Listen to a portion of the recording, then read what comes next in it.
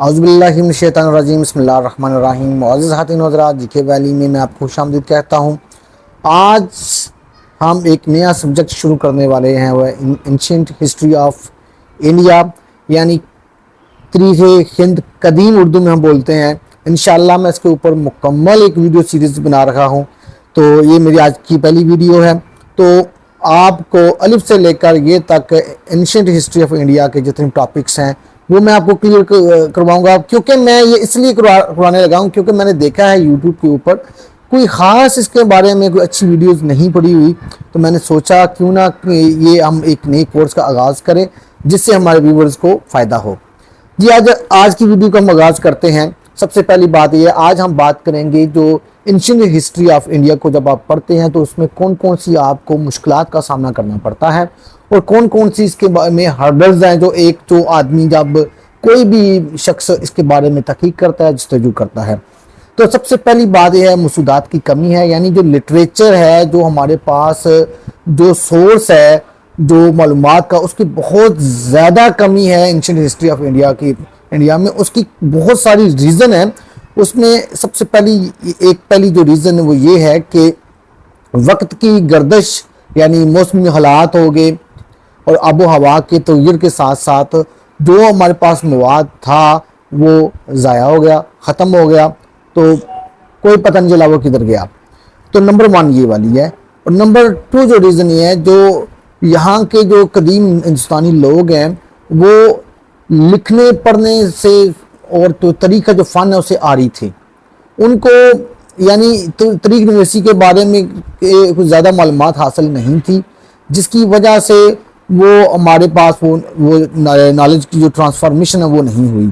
تو البرونی نے بھی یہ لکھا تھا کہ یہاں کے جو لوگ ہیں اتنے وہ تاریخی گردش کے حوالے سے بے اعتنا جو ہوئے ہیں کہ ان کو پتہ ہی نہیں چلا کہ ایک بادشاہ کا دور گزر گیا ہے اور وہ کتنا امپورٹنٹ ہے، تو اس کو لکھنا چاہیے۔ تو تقریباً یہ لوگ طریق فن سے تقریباً ناآشنا تھے یہ لوگ، ٹھیک۔ دوسری ریزن یہ ہے کہ یہاں کے لوگ طریق فن سے ناآشنا تھے اور لکھنے کا اور طریق نویسی کے اصولوں کو بھی ان کو نہیں پتہ تھا۔ تیسری چیز وہ یہ ہے کہ یہاں کے جو برہمن تھے، بیسیکلی یہ ان کی ڈیوٹی بنتی تھی، کیونکہ جو لکھائی پڑھائی کا جو مذہبی جتنی رسومات کا جو کام تھا وہ برہمنوں کے حوالے تھا۔ جو سنسکرت زبان تھی اجاراداری کی تھی، برہمنوں کی تھی، عام دوسرا بندہ سیکھ نہیں سکتا تھا۔ لیکن برہمنوں کی جو زندگی رہی ہے وہ پوجا پاٹ کی طرف رہی ہے، مذہبی رسومات کی طرف رہی ہے۔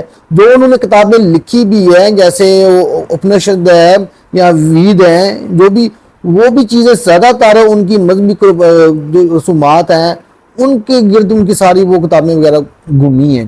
تو اس وجہ سے ایک یہ بہت بڑی جو ایک آپ کہہ سکتے ہیں ایک فلاح ہے اس میں کہ وہاں کے لوگوں نے جو تھے، جو برہمن جو لکھ سکتے تھے تاریخ وہاں کی پہلے دور کی، تو وہ نہیں لکھی۔ پھر اگلی ایک اور بات ہے، بعد میں آپ کو پتہ ہے ہندو مت کے بعد بدھ مت آیا، جین مت آیا، ان کے درمیان کافی زیادہ اختلافات تھے۔ اس اختلافات کی وجہ سے بھی بہت سارا جو تاریخی مواد ہے وہ ضائع ہوا ہے۔ تو یہ ریزنز ہیں۔ اس کے علاوہ جو تاریخ لکھی بھی گئی اس میں اتنی مبالغہ آ رہی ہے کہ آپ لوگ کہہ سکتے ہیں کہ وہ ایک جو بچوں کی کہانیاں زیادہ معلوم ہوتی ہیں، ٹھیک ہے۔ مثال کے طور پر وہ رامائن کو دیکھ لیں، وہ بندرو جیسے انسان، وہ گیتا کبھی دوپٹہ پھینک رہی ہے، کبھی جوتی پھینک رہی ہے، تو دیو جن، تو جو ریل میں ایسی چیزیں اٹھا کے لے کے گئے، جو ایسی چیزیں ریل میں ایگزسٹ نہیں کرتی، تو ریالٹی سے دور دور ہیں۔ جیسا کہ میں اب آپ کو بتاتا ہوں کہ ان کے جو درباری جو تھے، وہ کہتے ہیں بھاٹ جو ہوتے تھے شاعر وغیرہ، آپ کہہ سکتے ہیں درباری مراسی جو تھے، وہ بھی اپنے بادشاہوں کی توصیف و ثنا میں ایسی ایسی باتیں لکھا کرتے تھے، وہ کہتے ہیں کہ نہ زمین کی نہ آسمان کی۔ تو بندے کو ہنسی آ جاتی ہے کہ یار یہ کیسے لوگ ہیں۔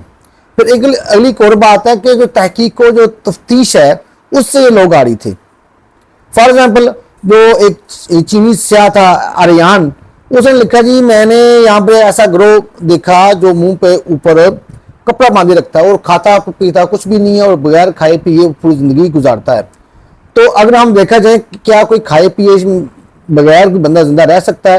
بیسیکلی اس کے پیچھے وجہ یہ تھی وہ لوگ آہنسا کے اصول کا پابند تھے، یعنی کسی اعضاء کو اذیت نہ پہنچانا، جو بدھ مت میں ہے اہنسا کا اصول، جو بعد میں ہندو مت میں بھی وہ ٹرانسفر ہوا، وہ اس کے اوپر تاکہ ہمارے کوئی منہ کے اندر کوئی جراثیم نہ جائے، کوئی زندہ چیز مکھی وغیرہ نہ جائے، کوئی اس سے کوئی مر نہ جائے چیز، تو اس لیے وہ کپڑا باندھ کر رکھتے تھے، کھاتے پیتے وہ ضرور تھے۔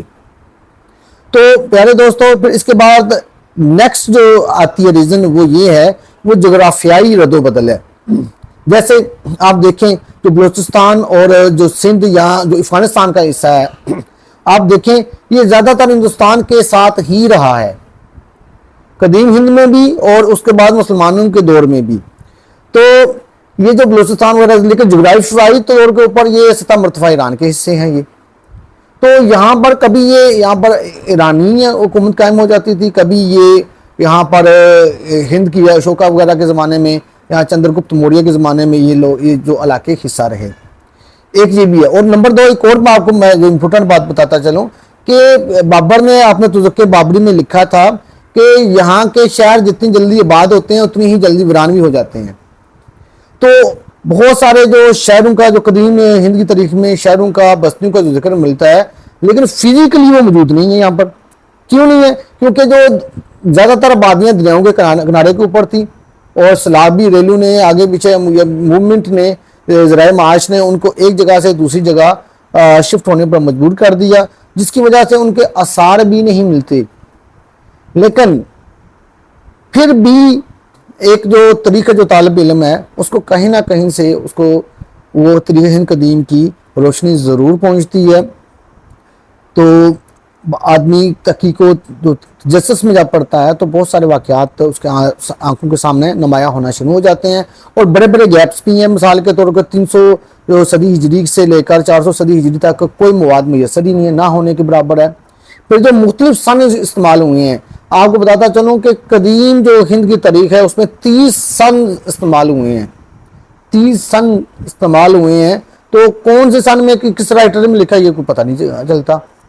تو کافی زیادہ، اور جس رائٹر نے لکھا بھی ہے اس نے یہ نہیں دیکھا، کوئی تحقیق نہیں کی یہ کون سے عیسوی کا واقعہ بنتا ہے، جو اس کو ایسا لگا اس نے بیان کر دیا۔ پھر ایک اور چیز ہے کہ البرونی نے کہا تھا کہ ان کے ہندو کے بارے میں یا برہمنوں سے پوچھا اپنے بادشاہوں کے واقعات تو یہ بگلے جھنکنے شروع ہو جاتے ہیں۔ مطلب یہ تاریخ کے فن سے کوڑا کوڑا تھے۔ تو صحیح جو تاریخ نویسی کا جو آغاز ہوا ہے وہ مسلمانوں کے دور سے ہوا ہے، محمد بن قاسم کی آمد کے بعد یہاں پر تاریخ نویسی کا آغاز ہوا ہے۔ ہاں، اس سے پہلے اسکندر اعظم نے بھی 2 تاریخ کے دور شروع ہوتے ہیں۔ ایک اسکندر اعظم سے سٹارٹ ہوتا ہے 326 قبل مسیح میں، جب وہ ہندوستان میں آیا تو جو یونانی تھے انہوں نے یہاں پر ایک تاریخ لکھنے کا جو رواج سٹارٹ کیا، جس میں میگنیز تھے، شاہ سلیوکس کے جو ایک ایمبیسڈر تھے، جو چندرگپت موریہ کے دربار میں ایک آپ کہہ سکتے ہیں کہ ایز ایمبیسڈر وہ کام کر رہے تھے۔ اور نمبر 2 انہوں نے یہاں کی جو ہند کی تاریخ ہے وہ لکھی، اور انہوں نے کتاب لکھی انڈیکا۔